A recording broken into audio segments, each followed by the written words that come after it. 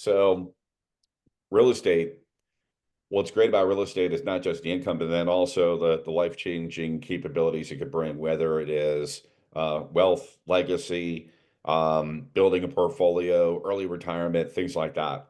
Real estate is one of the best avenues for investing. Yes, there are fluctuations in home prices and market conditions and interest rates, but less fluctuation in real estate than in, let's say, the stock market or other economical means. So there are a lot of millionaires and billionaires who own a lot of real estate, and that's for a reason. That's because real estate is something that grows and isn't as affected by inflation as money sitting in a bank, let's say. We'll get more into the theory of it, down the road in some of these trainings, but I figure, well, let's start with the fundamentals and then we'll grow Okay. from there. So, So this is understanding the basics of real estate investing. So you have the right mindset of what your value is and what the value of investors are. So this is session 1 of 8, and I ask you to go on the marathon with me because I think it's going to be worth it. This is a huge opportunity, not only for how you can serve clients and help your business, but you yourself may be inspired to become an investor. And we have plenty of agents who've been able to do that, where they're thinking, wait a second, why am I giving these opportunities to other people? Why not take advantage of this opportunity myself? And it may not be as hard as you think if you have the right knowledge. So we're understanding the basics of real estate investing, but we're going to move forward down the road with finding investment properties and identifying deals. The better you hone that skill, the more value you will have to investors okay. working with real estate investors as an agent. So, What do they want? What's going to help you be responsive? What's going to help you win more business?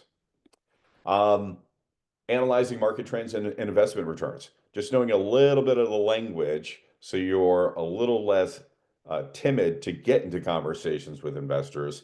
Funding and financing investment properties. There is money all over the place. And there's a lot of people who love to loan money because their money doesn't make money unless they give it to you or your client. Wholesaling, flipping, buy and hold strategies. And you may actually be closer to those opportunities than you would believe. And yes, with a real estate license, you can participate in those activities. Building your own investment portfolio as an agent to help you think bigger, and then scaling your business by working with investors and systematizing things that you're doing. So there's plenty that we'll chat about in these 8 sessions. But anytime you're going to take on some sort of new skill, invest in time in something, I always want to answer that question. Well, what's the value to you? Why should I do this? And working with real estate investors as an agent, it provides a lot of benefits that differentiate you from agents focusing solely on traditional home buyers and sellers.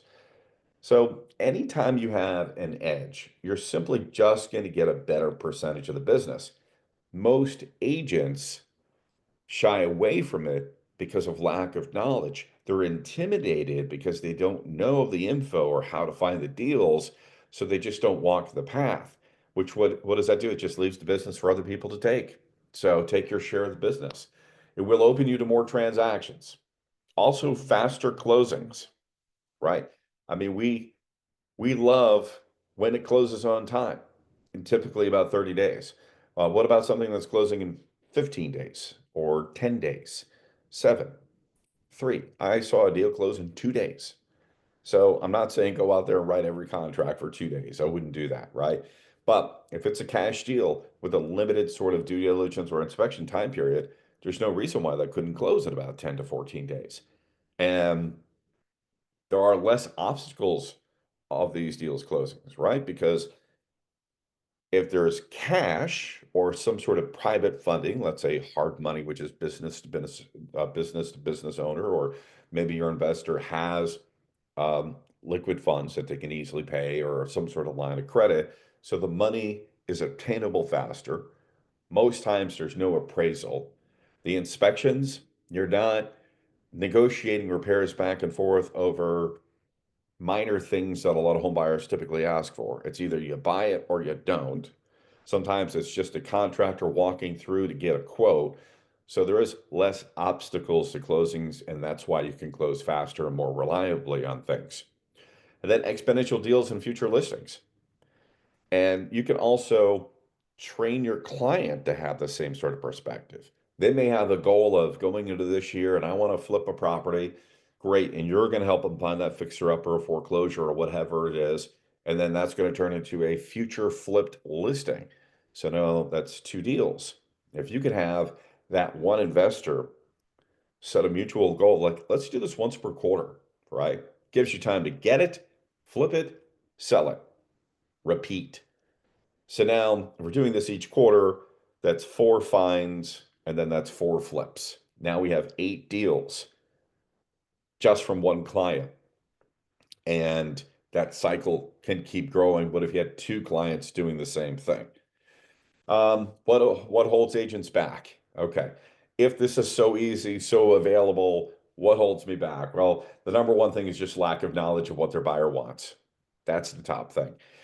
A lot of agents won't engage with investor clients because they simply don't understand what the investor wants.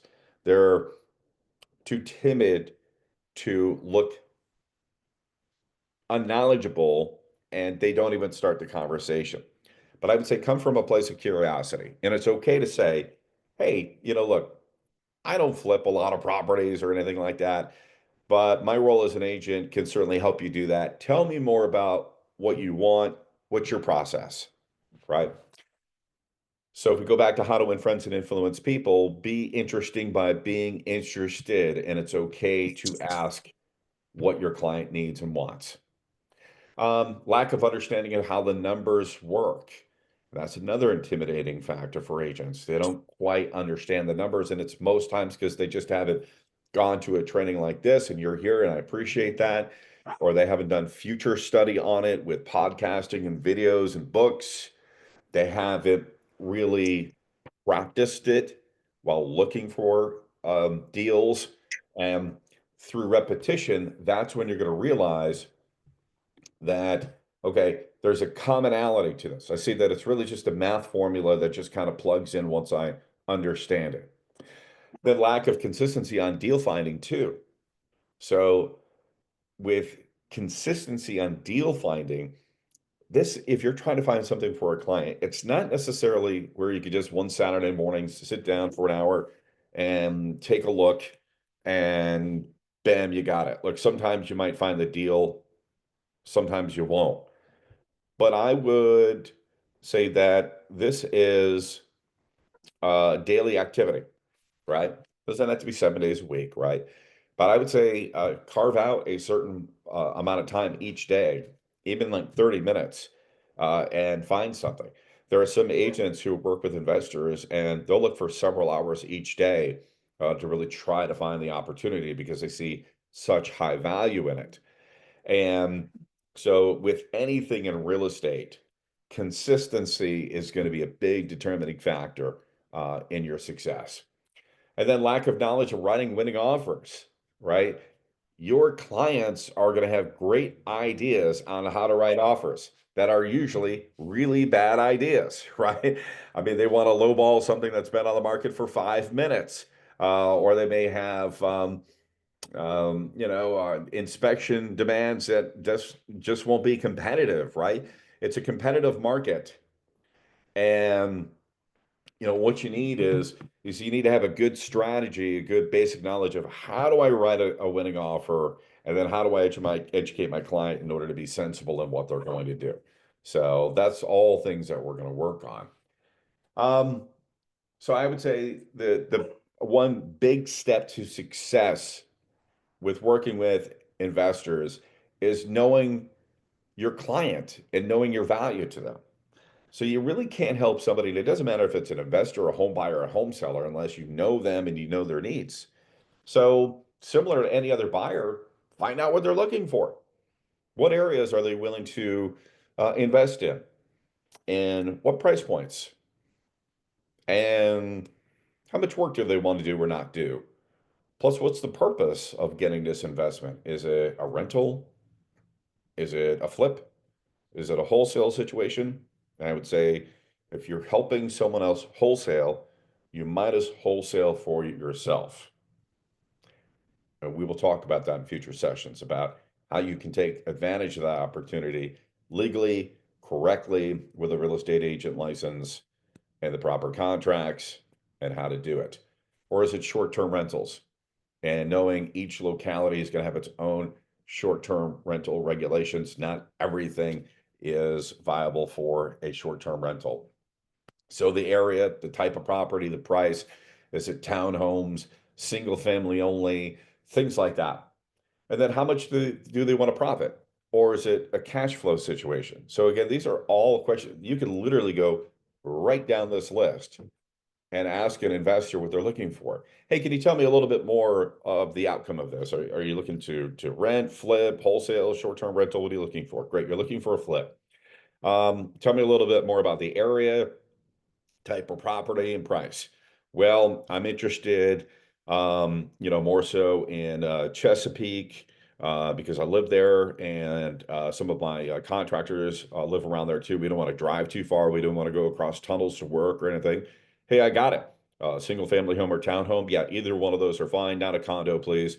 And what's a property that you're a price that you're willing to get into with a property?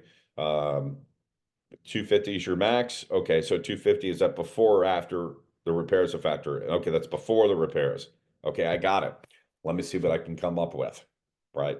So the consultation literally can be 5 minutes and give you enough to go on. So knowing your value, why do they need you? And they do need you. I've worked with plenty of investors, and I've helped agents work with investors, and they absolutely need you. So you have great value.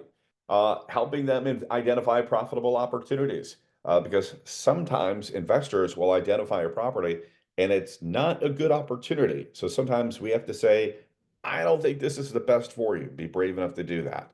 And they'll respect the fact that you didn't get them into a bad deal. If you get them in a bad deal, they're probably not going to call you again. But if you save them from a bad deal, they're constantly going to call you. What are they interested in? Is it cap rates, return on investment, cash flow? Is it the appreciation potential? If some of that sounds a little complicated, it's okay. Just hang with me through the sessions and you're going to have a better understanding of that. You may wow some of your investors and they're going to say, you know what you're talking about. I'm going to send all my deals to you. Let's think about investors relying on agents and networks for off-market properties. Now, there are a lot of agents who are working the MLS, and there are opportunities in the MLS every day. There's opportunities. There's way to build lists. There's ways to find properties that have been on the market too long. There's foreclosures. There's estates. There's short sales. There's a ton of opportunity. But if you can find an off-market opportunity, that sort of scenario is something that will light up investors. Why? Typically, the price is going to be lower because there's less competition. So if it's a one-on-one negotiation, seems like there is a better opportunity to win it and greater chance for profit. But let's do a possible scenario here. If you came across a home that needed some sort of work, where could you possibly find those homes? It's okay to unmute yourself. Where could you come across homes that possibly need some work that may be a value to investors? Are you talking outside of the MLS? Yeah. Off-market opportunities. Probably PropWire, maybe Investor Lift, knocking on doors. There's dozens of Facebook groups. Mm-hmm. I normally I would look at my sphere who has older people usually that may be moving out of homes or, something like that. That's happens to be the sphere that I'm around a lot is the older generation. And there's a lot of opportunities there, especially when they have to go into a nursing home. They usually have to sell their home. Right. Sometimes just riding around in a neighborhood, seeing a property that's got grass overgrown and fallen in disrepair. Absolutely. You're all correct, right? It's everywhere. Yeah, there's online sources, there's networking, there's wholesalers who are looking to move the property to an end buyer, property owners who are ready to move on from their property, whether it's they're ready to downsize, they're ready to maybe move on to something that is more comfortable living for them or assisted living. Um, there are tons of houses where it's overwhelming to people, and as George mentioned, you can see it sometimes with the maintenance, the grass, their homes that look vacant. So sometimes just simply driving around, I call it driving for dollars, right? Where you're just in a grid pattern, you're kind of working a neighborhood and you're looking for that house. It looks like no one's lived there for like 3 years. Some will knock on the door, some will write down the address, and we can find the homeowner through our tax record search on the MLS that we all pay for. Then at that point, we could either mail or try to hunt down a phone number. And some will say, where can I find the phone number? The internet has no secrets. Okay. So if you look hard enough, you're going to find somebody's phone number, and you will also see the tax billing address of that homeowner. So it is everywhere if you keep your eyes open for it. Well, But you have to keep some of those relationships consistent with those with other agents, wholesalers, property owners, investors, just letting them know that that's what you're looking for. Somebody had a comment? I was just gonna say, pretend like we were trying to find somebody who texted our boyfriend or our lover. We would get their number. We would go above and beyond to find their number so that we could reach out to them. Yeah, and I think changing the wording, right, can change your mindset, right? So this may sound very slight, okay? But most of us will ask, how do I, right? How do I is asking an outsourced sort of resource to give us the answer, right? How do I is asking someone else. If you simply change that to how can I, how can I, then it gets you into action. Then it gets you thinking of the answer. Then it gets you into action to go find it. We all grew up with Google. And unfortunately, too often, instead of thinking critically, we Google rather than stopping and thinking, how can I find the answer to this and solve this? So if we just simply change, like, how do I find a number for this vacant house that has grass up to the roof? Not how do I find, how can I find it? And it's going to get you in action. Trust me on that one. All right. So knowing your value again, you have great value with investors. They do need you. Even if they've worked with other agents, you can win them over with your responsiveness and your skill in the deals that you find. So you can negotiate on behalf of investors to secure the best price and terms. So yes, negotiation will matter.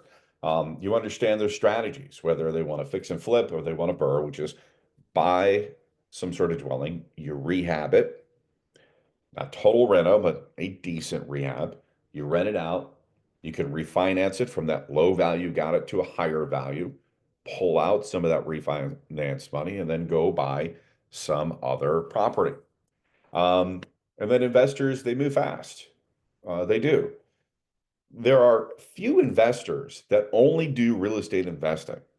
Most of them have some other jobs, right? They could be contractors, they could be home builders, they could work at the shipyard, they could work for NASA, right? They could own their own businesses and things like that, right? So this real estate investing may be something they're doing on the side. So the more responsive you are, the more competent you are, the more they're going to be likely to continue to use you because you're not putting too much work on their plate. So streamlining the transaction, providing quick market comps. If they find a property and say, hey, could you look at 123 Main Street, look at some of the comps? And it doesn't take you 3 weeks. Within a couple of hours, you've got answers that you shot back and you know how to do that. You know how to handle the due diligence and the inspections. And that's all going to add great value. Your responsiveness and your ability to find them the deal.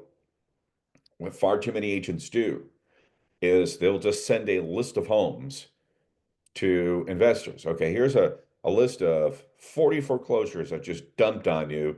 Tell me which one you want to go see and write on. So again, if they're busy doing other things, they don't have time to go through them, do the comps and everything like that.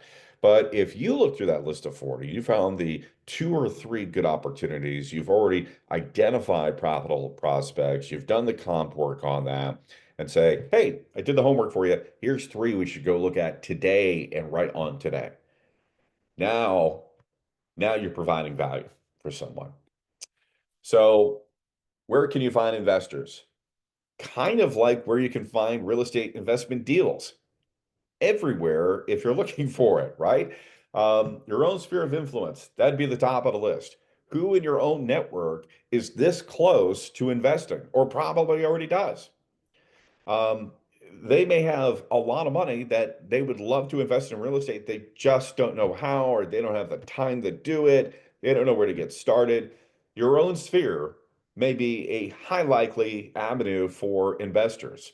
Have you ever asked or offered help on your social media post or in any sort of relationship marketing that you're doing, or when you're connecting? Is it coming up in conversation? In our firm, we do have agents in our firm that do flip properties, and they're very busy and they're always looking for deals as well. So you may be able to find somebody literally down the hall that would be willing to buy that deal and cut you in commission wise. Investor groups on Facebook, and that was mentioned earlier. There are plenty of them. There's, Hampton Roads off market deals. There's a few. Be careful of some of the bigger national ones because it's not going to be very relevant if somebody's got a house in Nebraska that needs a flip. Stick to the local ones, and you'll find opportunity there. You can also offer fixer up for a list on landing pages on Bold Trail. Bold Trail is the CRM, kind of known as KB Core for now, right? And the MLS. So if you're offering on social media post or in some sort of email marketing that you have, that you offer fixer upper list for anybody who's looking for some sort of investment or rental opportunity, eventually someone's going to raise their hand and say, hey, I'm interested in that. So in real estate, you get what you ask for. And you have to let them know that you have the ability for that. Uh, Bigger Pockets is like an investor networking group. It has an online entity. I equate it to like almost like a Facebook for investors. There are free levels, there are paid levels, but they're nothing but investors who want multifamily properties and flips and you name it. And then networking events too. So there are countless investor networking events of licensed and unlicensed individuals that are happening local on a regular basis that are looking for opportunity. Where else can you find investors? Those who have flipped before. So if you find former new construction or renovated properties on the MLS, you're going to see in the owner name that there is some sort of LLC most likely. So again, not how do I, but how can I find the owner of the LLC and find their number? Well, the internet has no lies, as I mentioned, and it has no secrets, right? I shouldn't say it has no lies. There's plenty of lies on the internet, but there are no secrets on the internet, right? If you look far enough, you're going to be able to find that the LLCs are readily available on the Virginia Security Commission site, right? And you could just look up Virginia LLC database and poof, you're going to have a whole list where you can type in the entity. It's going to give you the registered agent or it's going to give you the address. And then from there, you do a little more Googling and before you know, you have a phone number or at least a door to knock on or someone to mail. So it's not too hard if you think, how can I do this? The We Buy Houses signs are all over the place. Now, some of those are agents who will place these bandit signs, as they're called, but there are investors who put those signs up too because they're looking for deals. And you could at least call and find out. Hey, are you an agent? No, you like to flip houses? That's awesome. Hey, I look for off-market opportunities. Would it be fair if I gave you a call? If I did find something off market that did work numbers wise for you, could I possibly list that with you? Yeah, sure, if you find them in a deal. Awesome. If they're going to go flip it and list it with their sister or cousin or uncle or aunt or brother, I don't think I'm following through on that opportunity because I want the follow through to the listing. Owners of large rental portfolios. So on the MLS that we pay for, there's a ton of information that others will pay third-party services for. It's easy to find those who have large rental portfolios who may want to sell those or add to it, and build your network. So there are a number of ways to find those lists. You can reverse prospect. You can network with hard money lenders to get leads. So if you find hard money lenders and say, hey, do you know any investors that typically work this area that I'm in? Because I'm looking for on and off market opportunities. And certainly I'm going to recommend that they go and get hard money from you. Now it's a reciprocation relationship. There are local email lists of wholesalers and sites too, and they will send some pretty good deals. Not every deal works. That's why we need to know the numbers to make sure that we're offering the right opportunities. But you got to remember, investors are kind of busy unless you're doing investing full time and every day they're looking at it. Well, what the majority are doing something else, don't have the time that you do to find that deal. And that's where your value comes from. And if you find the deal, the investors will appear. So even if you know no investors and you come across some sort of off-market opportunity where someone wants to get rid of a house and they want 150 cash and it needs $50,000 worth of reno, but this thing could sell for 300,000, you would not be a lonely person at that point, right? If you just went on Facebook tomorrow and said, I found an off-market opportunity. They want, 150 for it. Are there any investors, that are interested? And you are going to get blown up. So finding the deal, the investors will appear. But what I would encourage you to do is when you do find a deal, you want to maximize that opportunity for yourself first before you're sharing with everybody. So here's a quick example. I was mentioning Bold Trail and landing pages. They have a way that you can create a landing page that gives you an amazing graphic like this, and it takes maybe 5 minutes to put together, where you are at least letting the world know that they can find some foreclosure deals with you. And we'll go over some of the marketing and prospecting in future sessions too. So again, where can I find the deal? I'm looking for these things. Well, the MLS, I know that there are a lot of agents who have turned their back on the MLS, believing everyone else is looking there, and they're not. There's still great opportunity. Yes, there are REOs, real estate owned properties, and foreclosures. Well, what in that sort of terminology, what does that even mean? A foreclosure is basically that they have forced the closure of a deed of trust, a mortgage note, so that whoever is the lien holder will take that back.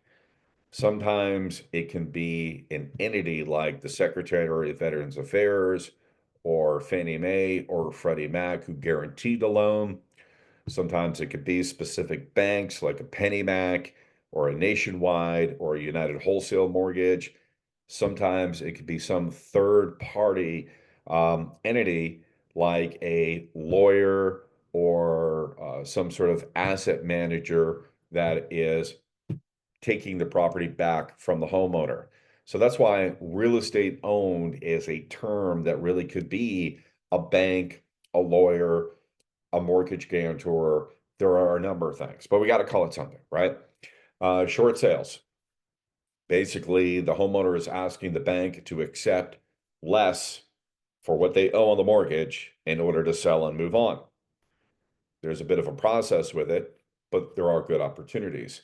Estates, somebody has passed on and now a home is being sold on the market. Could be on or off market.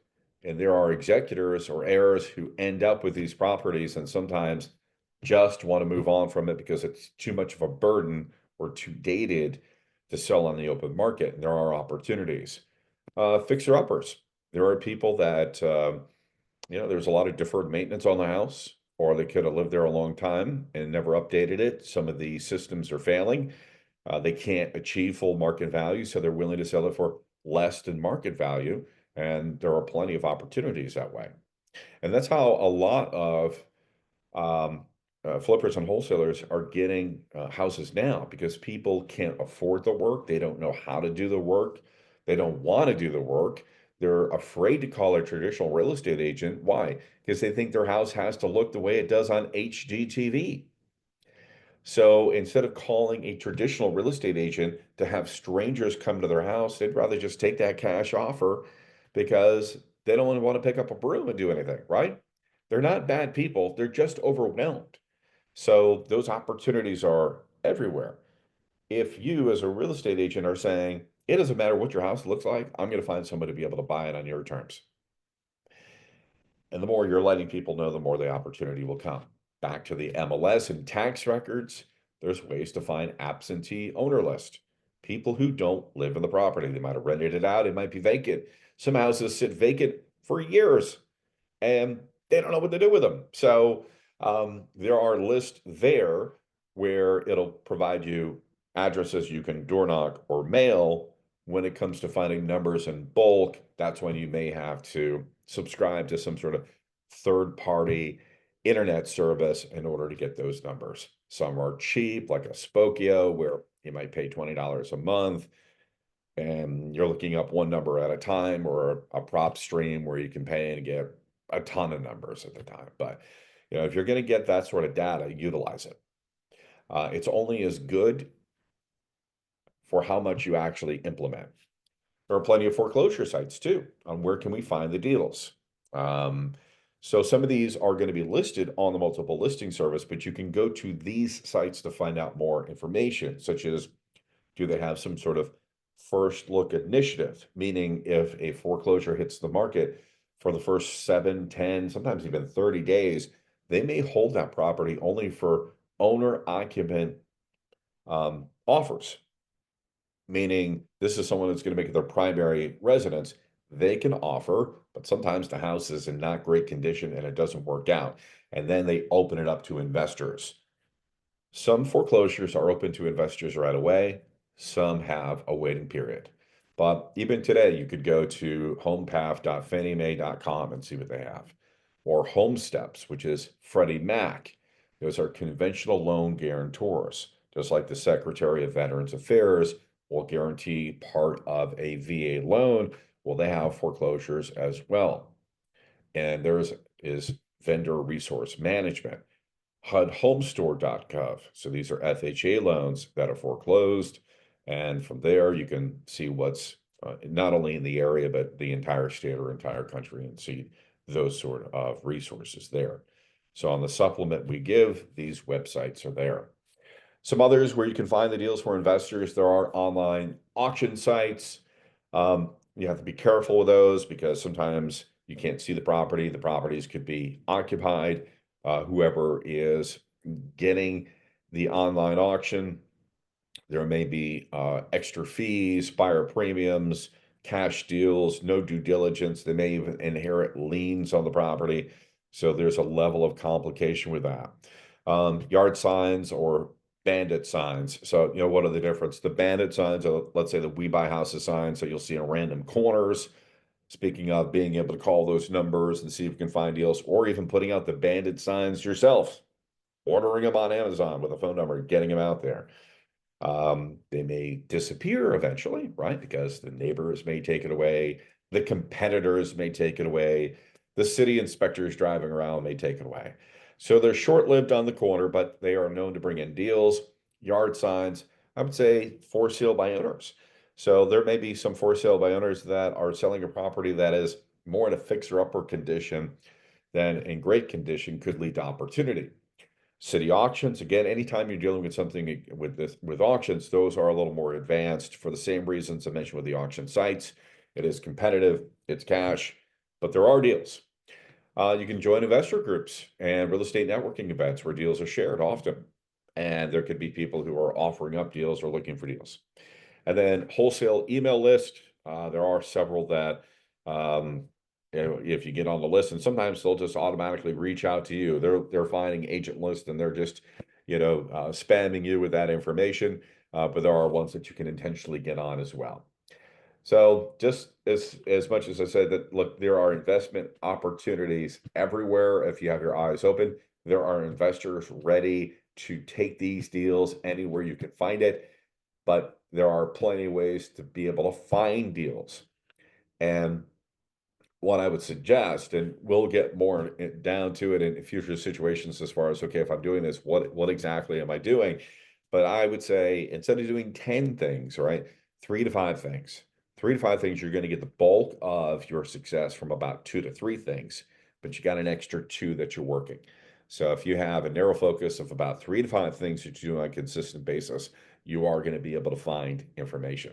You don't want to do 10 things once and give up, right? You want to be consistent with it. There is direct to seller marketing, and we mentioned that a few times. Direct to seller marketing can be something like um, finding motivated sellers through probate list. There are probate lists that you can purchase from third-party services, but that information is readily available with different localities. Some will put them on a website. Some you have to go down there and get the list, or subscribe to a list of probate, meaning houses where somebody has passed away and now the executors and the heirs are trying to get the ownership in the right situation where they can either keep the property or move on from it. Pre-foreclosure, there are plenty of notification lists on people who are having trouble paying, and then tax delinquent list. Others are using cold calling, and they may be cold calling absentee owners or those who could be on probate pre-foreclosure list.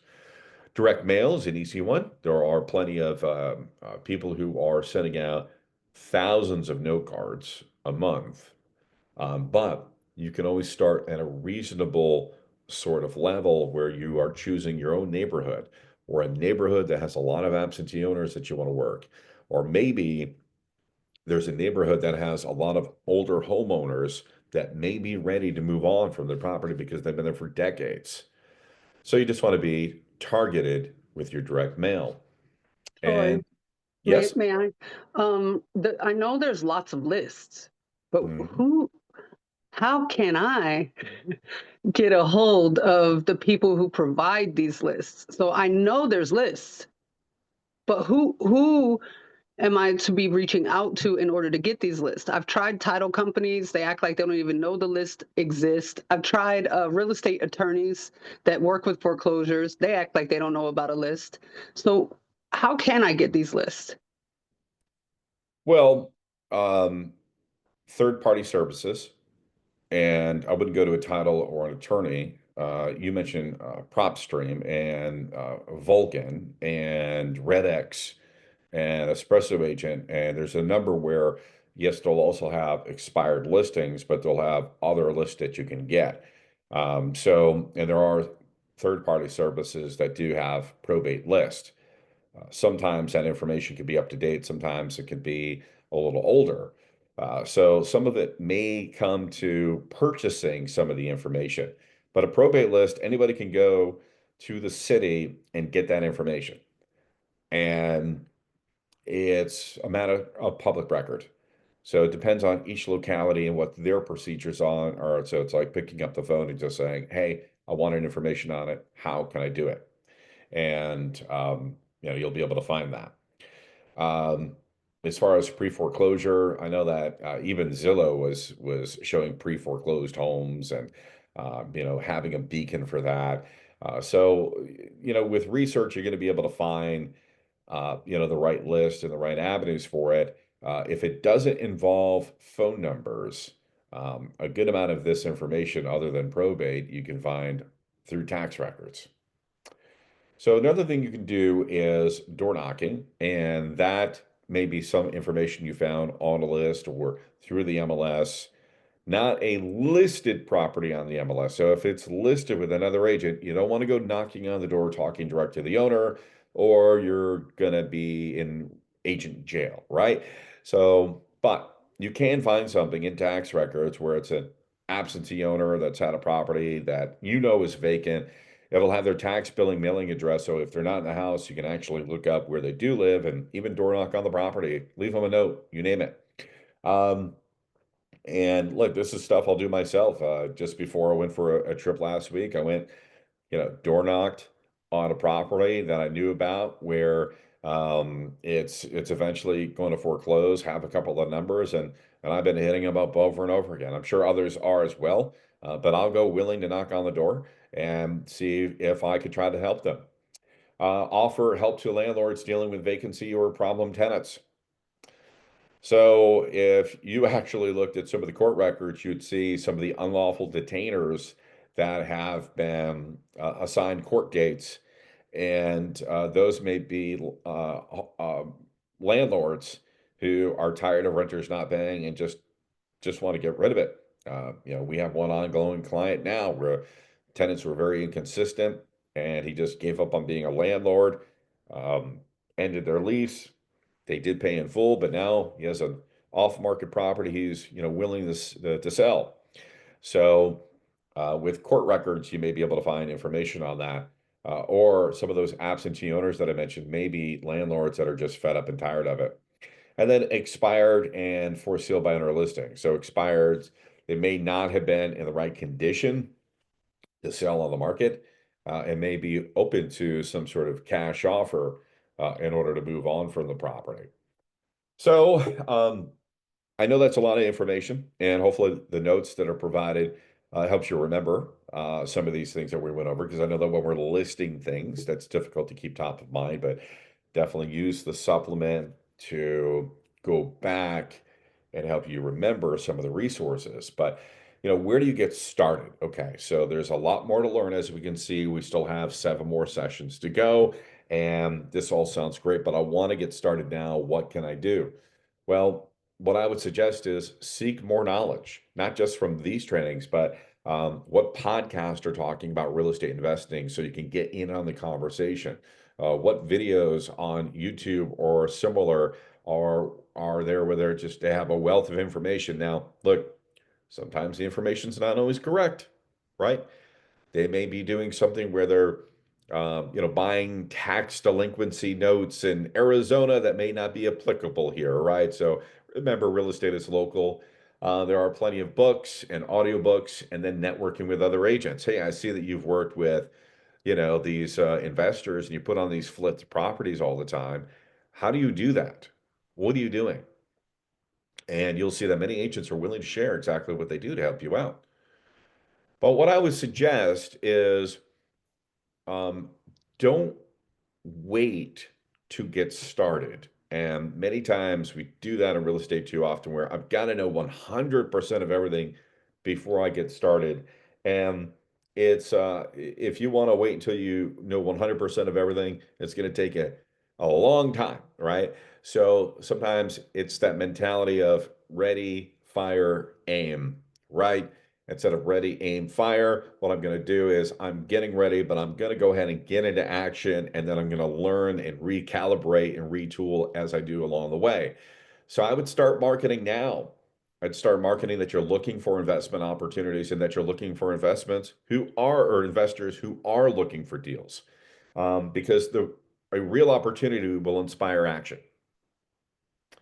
If you met someone tomorrow and they said, yeah, I'm looking for an investment property, and I buy them cash as is. I'll close in 10 days. I only need like a 3-day inspection. And I'm looking for a single family home, under 250 or something. Great. So what do you do? How can I find this person something?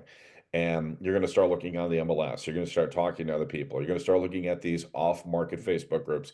You're going to start turning over rocks to find an opportunity who has cash to spend, right?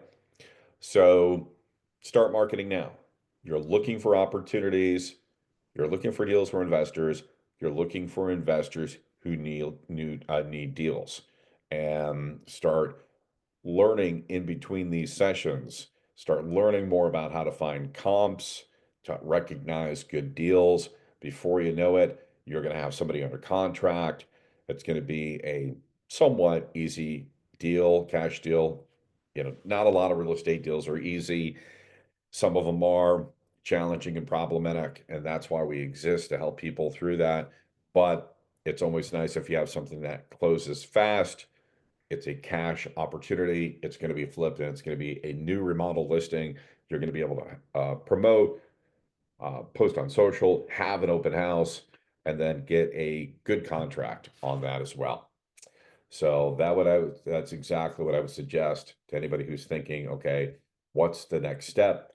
The next step, I truly believe, is to seek more knowledge, always be curious, start marketing for the opportunities right now to inspire action.